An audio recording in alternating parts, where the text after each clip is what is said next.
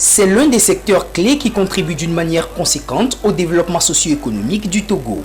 Son apport au PIB était de 1,97%, soit environ 73 milliards de francs CFA, selon une étude réalisée en 2017, créant ainsi plus de 50 000 emplois. Il s'agit du secteur de la culture. Ces dernières années, avec surtout l'avènement de la Covid-19 qui a mis à mal presque toutes les activités, le secteur a également été beaucoup impacté. Une situation désolante qui cependant ne laisse pas indifférents les acteurs de ce secteur. Le secteur culturel allait bien jusqu'à ce que cette Covid s'abatte sur l'humanité. Et depuis cette crise sanitaire, le secteur culturel se porte très mal parce qu'il n'y a plus pratiquement de création, il n'y a plus de diffusion, même s'il y a de petites formations par-ci et par-là. Partout dans le monde, c'est la même chose, même si dans certains pays, ils ont réussi à sortir leur épingle de jeu. Pour les acteurs culturels, bien que des actions aient été engagées pour redynamiser le secteur, beaucoup de défis restent encore à relever afin de le rendre plus attractif. Quand il n'y a pas de structure de formation, il y a des problèmes concernant les créations. Ce qui fait que dans de grands rendez-vous artistico-culturels dans le monde entier et en Afrique, le Togo est souvent absent. Nous revenons souvent avec des photos sur Facebook qu'avec des médailles et des trophées. Donc, c'est des signes qui montrent que le secteur culturel togolais ne se portait pas tellement si bien avant même l'avènement de la crise sanitaire. Il y avait aussi des problèmes en matière de structure de diffusion. Nous n'avons pas encore au Togo, par exemple, un seul théâtre. Le Togo n'a pas encore de théâtre.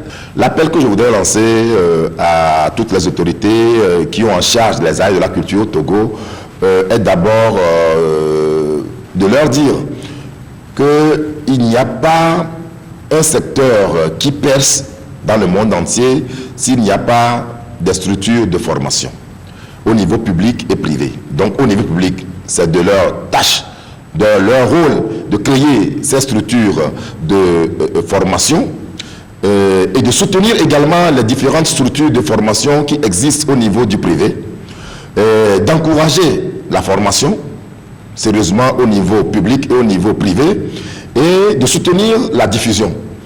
Conscientes des difficultés auxquelles les acteurs du secteur peuvent faire face dans cette période, les autorités en charge de la culture ne restent pas indifférents.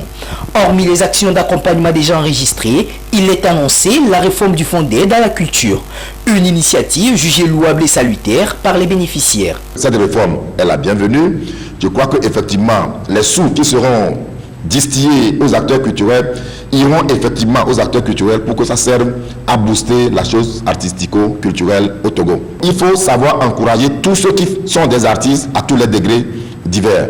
L'autre chose, c'est vrai qu'il y a des réformes, il faudrait que ces réformes-là prennent en compte tous les pans, tous les secteurs du développement en matière des arts et de la culture, et à savoir la formation, les infrastructures et la diffusion. Pour les autorités en charge de la culture, notons-le, l'un des vœux les plus chers est celui de rendre le secteur plus compétitif et créateur d'emplois, donnant ainsi la possibilité aux différents acteurs du domaine de pleinement jouir des droits sur leur production.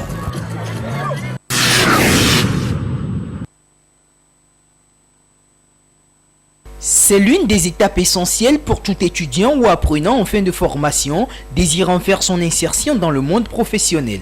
Il s'agit du stage. Il permet à l'étudiant d'évaluer ses compétences et connaissances et d'ainsi expérimenter à travers une mise en pratique les acquis au cours de sa formation. De nos jours, le stage fait partie intégrante des expériences recherchées par les employeurs avant toute embauche. Le stage permet à l'étudiant de s'imprégner de la vie pratique de l'entreprise.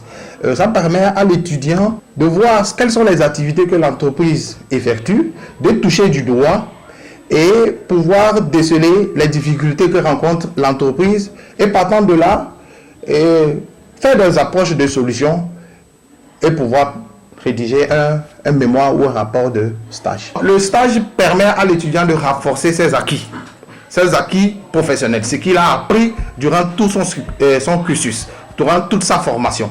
Donc, ça permet à l'étudiant de voir quelles sont les difficultés que rencontre l'entreprise en effectuant certaines tâches. En tout cas, les tâches liées à sa spécialité.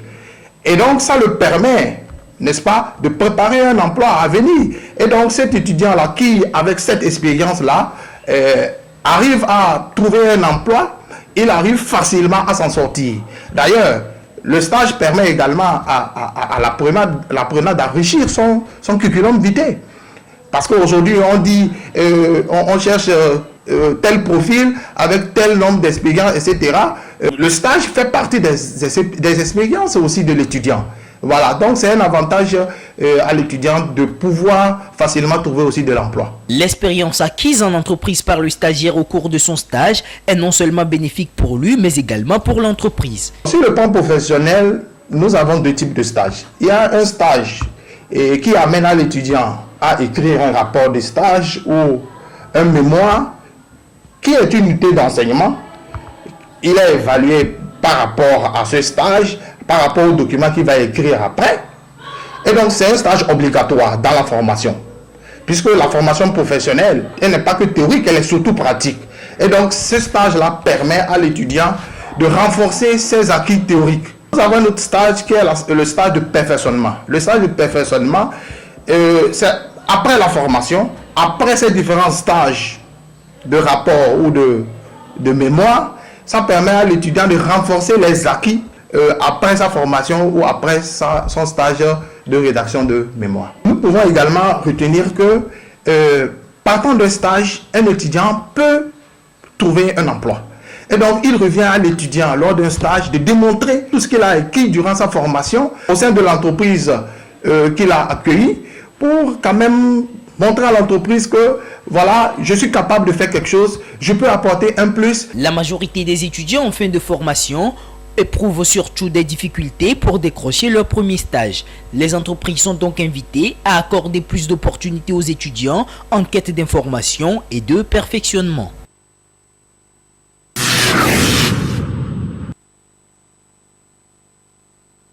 Je suis venue pour faire une consultation gynécologique et à mon arrivée, on m'informe qu'il y a aussi les tests précancéreux de l'école de l'utérus que j'ai profité aussi faire. Juste pour préserver ma santé. Et en plus, s'il y avait d'éventuelles possibilités qu'il y avait une maladie, commencer le traitement à temps. On nous a dit que nous devons nous dépister pour mieux nous comporter et aussi savoir si nous sommes atteints d'un cancer ou pas et nous protéger à l'avenir. Il s'agit effectivement là des précautions contre le cancer du col de l'utérus.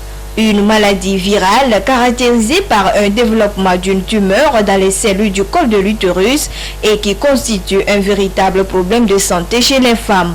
Le dépistage, selon les spécialistes du domaine, est un moyen efficace pour prévenir cette pathologie. Le cancer du col de l'utérus est causé dans près de 9,9% des cas par un virus que nous appelons le virus du papillome humain.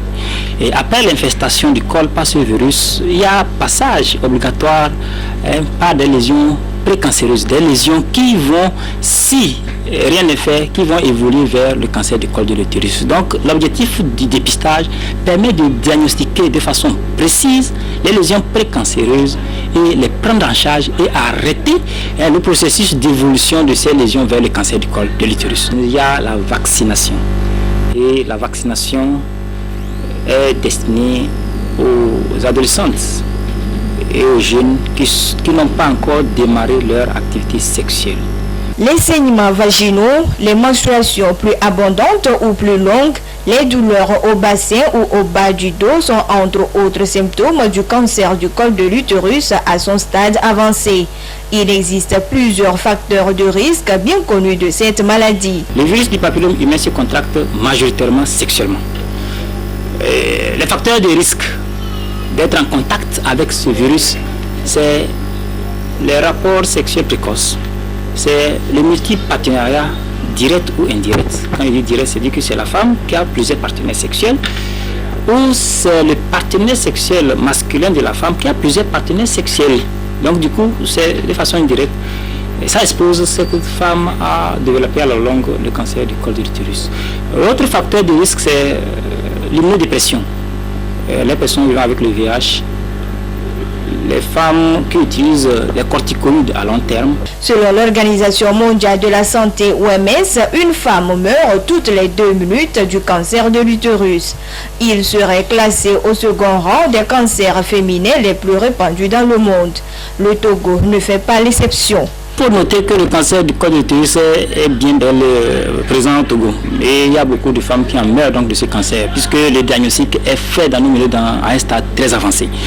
Le cancer du col de l'utérus est le deuxième cancer de la femme chez nous au Togo, après le cancer du sein. Les chiffres, difficiles à dire, mais les estimations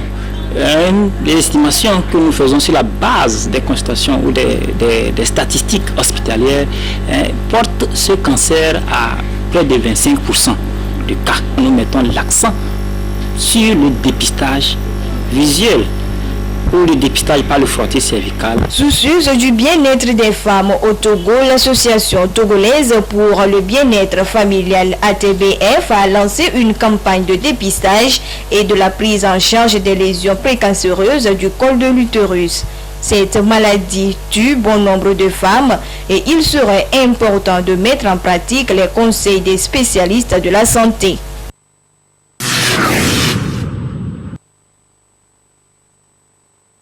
Selon l'Organisation mondiale de la santé, OMS, plus de 180 millions de personnes dans le monde souffrent des maladies oculaires et 40 à 45 millions d'entre elles ont perdu la vue. Les maladies oculaires les plus fréquentes sont le glaucome, les cataractes, la cécité, les tumeurs, les allergies et les conjonctivites. Au Togo, la plupart des patients consultés en ophtalmologie souffrent des conjonctivites causées par des bactéries, des parasites ou des virus. La conjonctivite, c'est une inflammation de la conjonctive. La conjonctive, c'est une fine membrane qui couvre le blanc de l'œil. Il y a plusieurs causes. Les causes bactériennes, causées par une bactérie telle que un staphylocoque, c'est une bactérie, un gonocoque, un pneumocoque. Les causes virales, c'est causé par un virus. Maintenant, parasitaires, c'est les parasites, tels que les ascaris, les kystes d'amibes, etc. Maintenant, les causes allergiques, c'est souvent ce qui crée de l'allergie sur le corps général et en particulier au niveau des yeux, tels que les grains de pollen, les aliments que nous mangeons. Quelqu'un qui mange de l'arachide et qui se gratte les yeux, c'est une conjonctivite, mais qui est due à une allergie. Les conjonctivites se manifestent par des sécrétions et des inflammations des yeux. Cette maladie peut être traitée, mais pour la prévenir, il faut, selon les ophtalmologues, adopter un mode de vie sain et respecter les règles d'hygiène. Les mesures préventives, c'est que l'on doit prendre soin de ses yeux. Éviter l'automédication quand il s'agit des pathologies oculaires. Lorsque vous ou votre enfant a un problème oculaire, consultez à défaut d'un spécialiste en ophtalmo ou en ophtalmologie, un agent de santé qualifié. Lui, il pose le diagnostic. S'il ne peut pas prendre en charge, là, il refait pour une meilleure prise en charge. Nous ne devons jamais essayer de traiter à domicile une pathologie oculaire. Parce que les dommages, les séquelles sont irrécupérables. Oui, au niveau de l'alimentation, c'est que tout aliment qui nous donne une allergie, qui nous donne des priorités au niveau des yeux, doit être évité. Il faut éviter aussi la poussière, parce que la poussière, vous savez, c'est un peu sale, ça peut infecter les yeux. Vous voyez, nous n'avons que 2 yeux. Lorsque nous perdons un, il nous en reste un. Et l'expérience ou bien les statistiques ont montré que lorsque vous perdez un de vos yeux, vous avez une forte chance de perdre le deuxième. Qui perd la vue perd au moins 80% de ses activités quotidiennes. La mise en application de ces conseils permettra de préserver sa santé oculaire. De plus, il est recommandé aux populations de se faire consulter le plus tôt possible pour éviter les complications qui pourraient conduire à la perte de la vue.